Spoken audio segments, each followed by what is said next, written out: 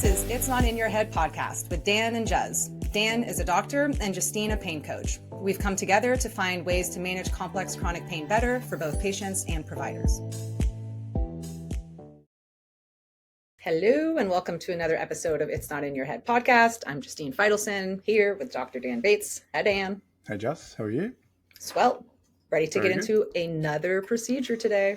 All right. So we've just, in our last episode, gone through medial branch blocks. So that's how you diagnose facet joints. So facet joints, once again, are the little joints at the back of your back that if someone tells you you've got osteoarthritis or arthritis in your back, what they mean is you've got arthritis in your facet joints. Facet joints are not only called facet joints, didn't mention that in the last episode, they're also called zygoapophyseal joints, just to make That's it a why little you more keep complicated. listening for the fun facts like this. Yeah. And they're also called Z joints or Z joints, depending on which country you come from. If you want it, because zygoapophyseal is just too long to say. So I go with facet. It's probably easier. It's like I go with facet too, but if you want alternatives.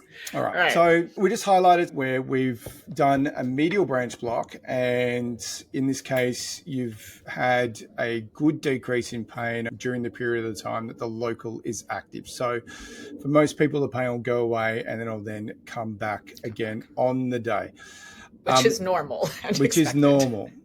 Now, interestingly, for those patients that have a local anesthetic injection, the pain goes away for a long period of time, particularly if they get 100% pain relief. In that setting, I'm starting to get more worried that that's actually a placebo effect. Yeah. And so I'm more likely to go on and actually repeat it if you get like a week's pain relief or longer. So in this setting, we've assumed you've had good pain relief. So for me, that's about 80% or more off a single block, or we've done a double block and you've got at least 60 to 60+% pain relief.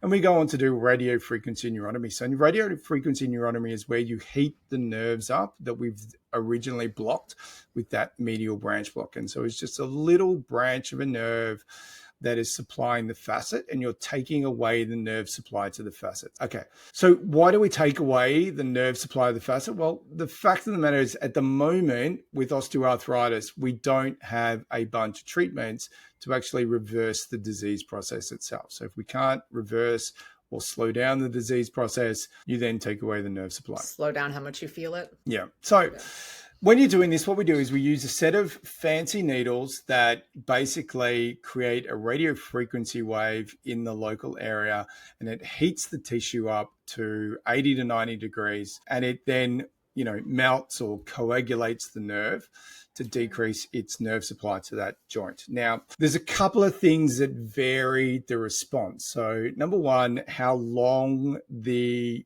burn section is. So each one of the needles that we use have a 10 millimeter active tip. So you should be getting about a centimeter burn along the nerve. Now, depending on how you then place that needle, there's two techniques. So one technique is where you lay it parallel to the nerve. Now, that is the way you're supposed to do it. All right. So if you think about the needle itself with that 10 millimeter tip, it's the burn area is effectively like a football shape. It's kind of a pointy football. So if you lay it along the nerve, so next to the nerve, then what's going to take place is you're going to get a burn that is about a centimeter. Now, the period of time it takes for the pain to come back is relative to how long does it take for the nerve to regrow. And surprise, surprise, the longer that burn, the longer it takes the nerve to grow back. Right. And so most people with a good radio frequency should get 9 to 18 months worth of decreased pain. Now, we have patients get like far, far longer periods of time because, you're able to change the pain. They go away, do a bunch of rehab, get stronger, are able to get more active, change other things in their life. It's the other things that stop the pain coming back rather than, and so when the nerve regenerates, it's kind of like, oh yeah, good. Everything else you're able good. To sort of rewire and rebuild around that stimulus. Yeah, it gives you a chance. That's cool. Now, the other technique that is used is when you place the needle perpendicular. So if you imagine in your head, you've got a pointy football and now you're pointing at the nerve. And so instead of the burn length being 10 millimeters, the burn length now is 1 millimeter. It's like the tip of the football. Yeah, and the tip of the needle. And you can imagine that with that as well, unless you're right on the nerve, Right. you're not going to burn it. Yeah. And so that technique, which is called a perpendicular technique, is very inefficient at doing the procedure. That makes sense. Unfortunately, particularly in the radiology world, that's how it's done. Now, there is a workaround. So the workaround is to use what's called a volume needle. And so volume needles are where you can use, where what they do with this type of needle is it's like the normal pointing needle that has tines that come out the end. Okay. So these tines, interestingly, one of my... Looks like a little snake tongue. Yeah, it looks like a snake tongue. So one of my friends actually designed this needle. That's cool. So what it does is you've then creates a balloon type shape around it. So then it creates about a 9 millimeter burn. And so then you're getting the same sort of volume of burn by pointing the needle at the nerve as you are if you lay it along the nerve. And so that's the workaround. Unfortunately, a lot of the time, we're not seeing people use volume-based needles to do a perpendicular technique because the volume-based needle costs 3 times or 4 times the actual cost of a standard radiofrequency needle. So the procedure should be done as a double burn technique if you're using what we call bent needles or RFK needles, or it should be done as a single burn if you're using a volume-based needle. There is a couple of risks with the procedure. So as with everything, there's infection, bleeding, bruising. The other one is you can get a flare of pain afterwards. So most people will get a little bit sore. There is 20% of patients will go on to develop some burning pain afterwards. So the burning pain is neuropathic pain. It feels like really crappy sunburn. 20% of patients will get it. For that 20%, it lasts for 2 weeks in most people, and it goes away over those 2 weeks. We manage that with doing an epidural at the time. We manage that with doing some, what are called some paravertebral injections at the time to try and settle down. You do what's called preemptive analgesia. The other thing that we provide patients with is a cream. So if they do get it, you get an anti-neuropathic cream. You just rub it on. In that peripheral, just for that peripheral sensation? Yeah, just for that sensor. And it goes away for most people in 2 weeks. Now, 1 to 100 get to 6 weeks. 1 to 1,000 get to 6 months. Now, I think we now have some different techniques for managing that longer term burning pain. I don't think we'll ever see 100, 6 months again. Touch wood. Exactly. But yeah, so there are the major issues. And that for me is that it's that risk of burning pain post is the reason why you want to make sure you've done your diagnostic block first, because there is a risk of some increased pain post procedure. You want your risk benefit ratio to be in your favor. Hey, this is most likely my diagnosis.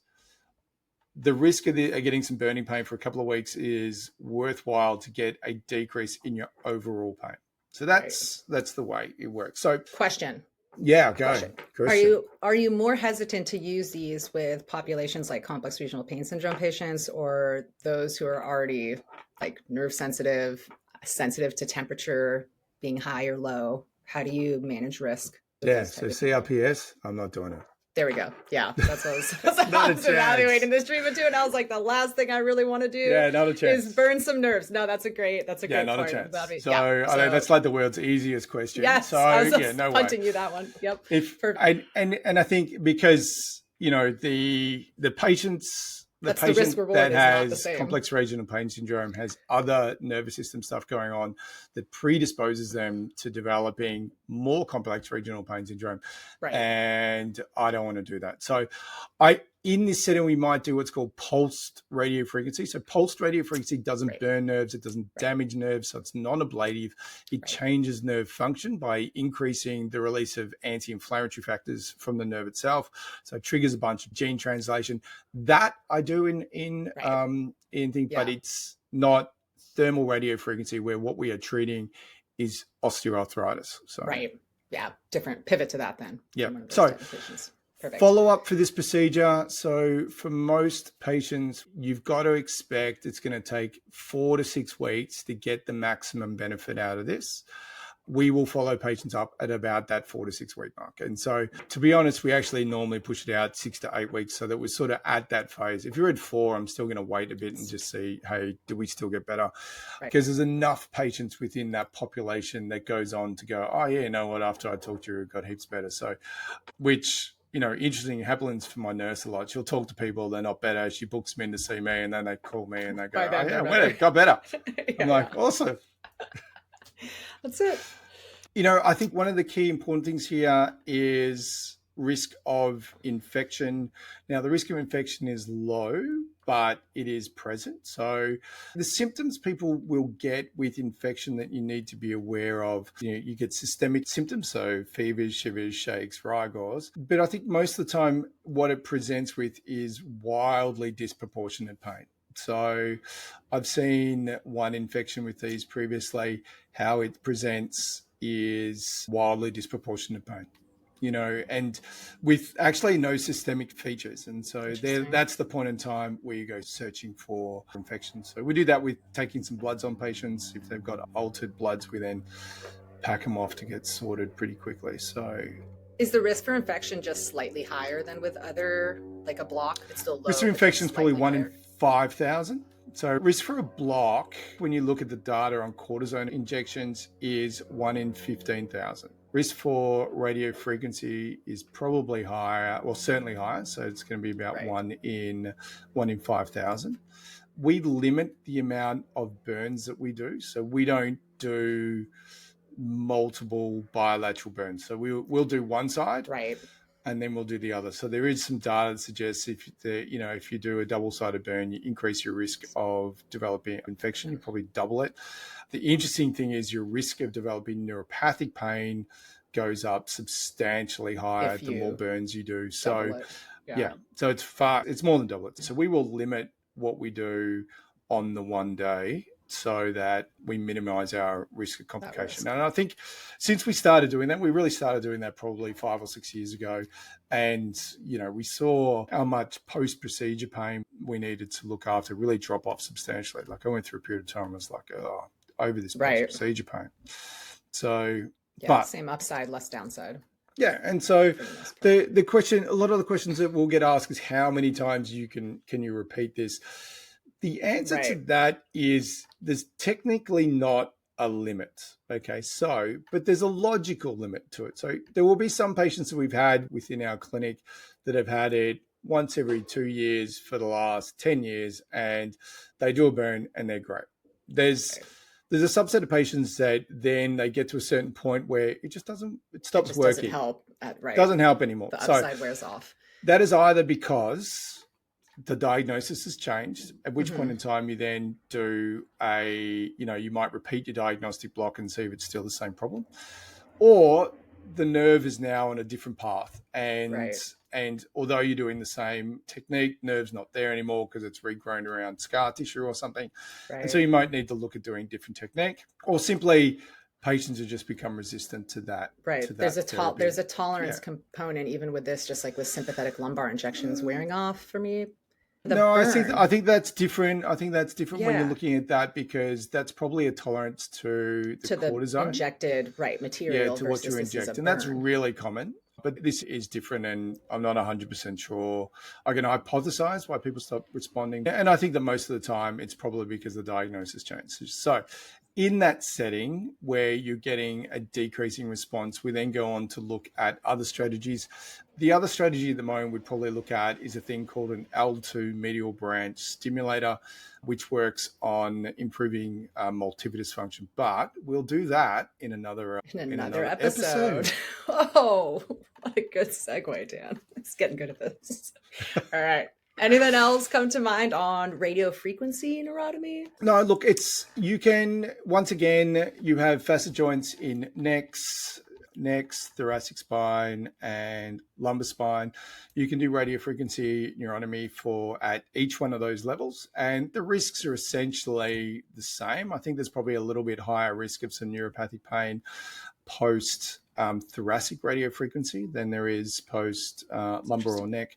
When you're doing neck radiofrequency, One of the nerves, which is called the third occipital nerve, which supplies C2-3, also has a skin supply. And so most people will, if you've done the radiofrequency properly, will get an area of numbness at the back of at the head. And interestingly, the numbness goes away first before the pain comes back, which is not the normal way, particularly if you've got nerve root stuff taking place. Right. Numbness is always the last thing to go.